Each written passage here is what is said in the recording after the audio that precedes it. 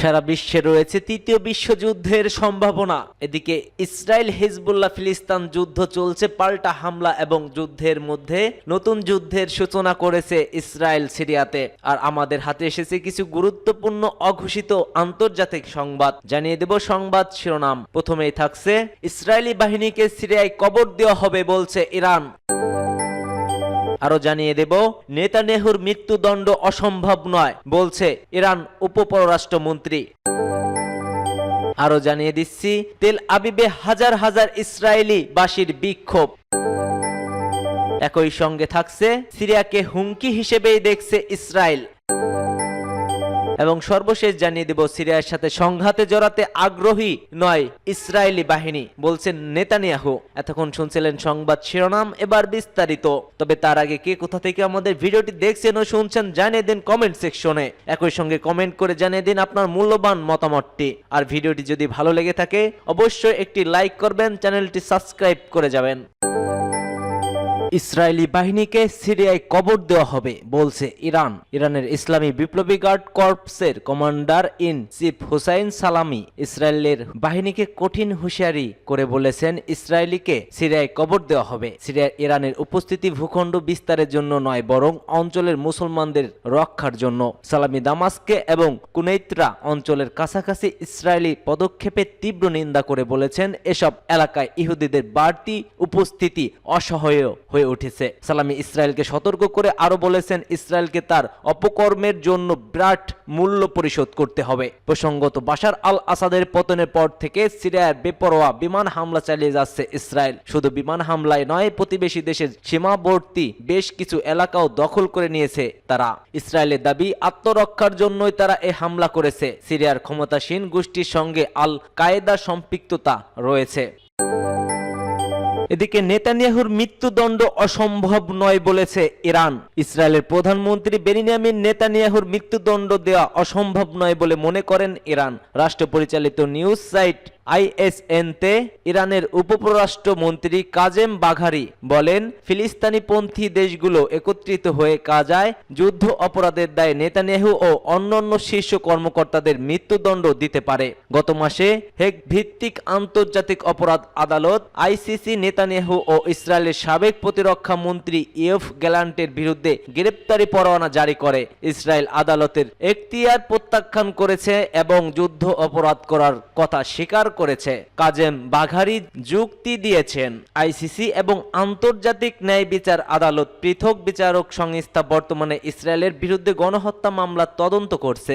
এই ধরনের আদালত সম্ভবত মৃত্যুদণ্ড দেবে না উল্লেখ করে ইরানের উপপররাষ্ট্রমন্ত্রী বলেন, কারণ এটি জাতিসংঘের সাথে সম্পৃক্ত।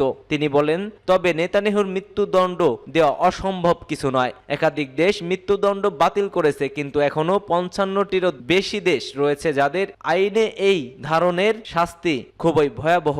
তিনি বলেন, ফিলিস্তিনি জনগণকে সমর্থন করে এবং অপরাধের বিরোধিতা করে এমন 2 বা 3টি সমমনা দেশ একত্রিত হতে পারে। তারা একটি যৌথ আদালত গঠন করতে পারে এবং এই কর্মকর্তাদের জন্য মৃত্যুদণ্ড জারিও করতে পারে। ঘারিবাদী বলেন, আমাদের চেষ্টা করা উচিত, এটা অসম্ভব কিছুই নয়। গত মাসে ইরানের সর্বোচ্চ নেতা আয়াতুল্লাহ আলী খামেনি দাবি করেছেন, নেতানিয়াহু ও গ্যালান্টের মৃত্যুদণ্ড প্রাপ্য।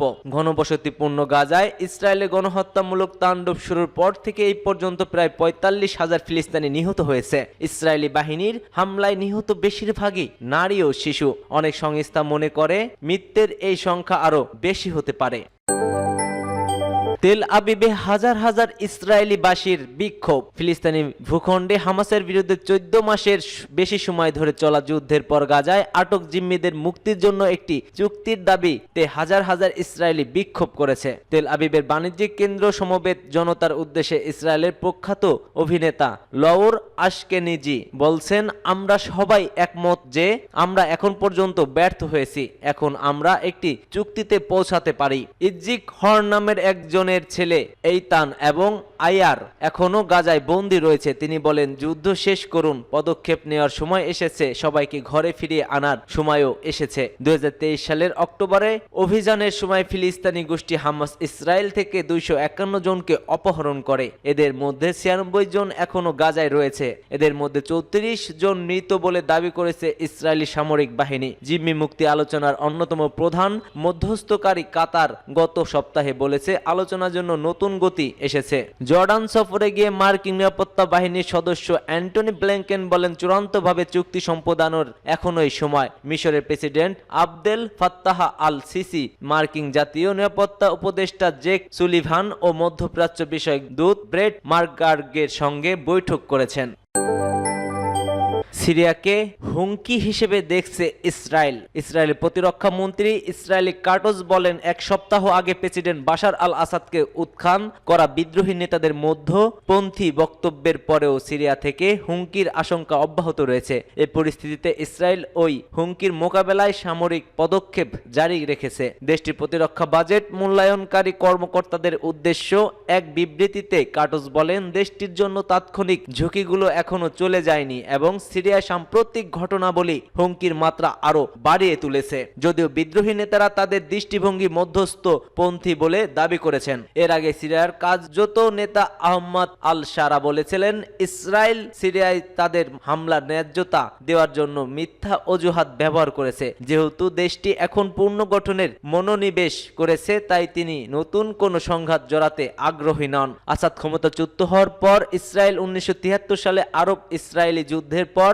তৈরি করা সিরিয়ার ভেতরে একটি বেসামরিক অঞ্চল প্রবেশ করে। তারা দামাস্কের নিকটবর্তী কৌশলগত মাউন্ট হারমোনের সিরিয়ার অংশ প্রবেশ করে নেয়। সেখানে ইসরায়েলি বাহিনী সিরিয়ার একটি পরিত্যক্ত সামরিক পোস্টের দখল নিয়েছে। ইসরায়েল বলছে যে তারা সেখানে অবস্থানের কোনো ইচ্ছা পোষণ করে না এবং সিরিয়ার ভূখণ্ড প্রবেশকে তারা সীমিত ও অস্থায়ী ব্যবস্থা হিসেবে বর্ণনা করেছে। কিন্তু একই সাথে তারা সিরিয়ার কৌশলগত অস্ত্র মজুদের উপর শতাধিক হামলাও চালিয়েছে। ইসরায়েল বলছে তারা কৌশলগত অস্ত্র ও সামরিক অবকাঠামো ধ্বংস করেছে, যাতে সেগুলো আসাদকে ক্ষমতাচ্যুত করা বিদ্রোহী গোষ্ঠীগুলো ব্যবহার করতে না পারে। এদের মধ্যে কিছু গোষ্ঠী আল কায়েদা এবং ইসলামিক স্টেট গ্রুপের সাথে যুক্ত আন্দোলন থেকে গড়ে ওঠে।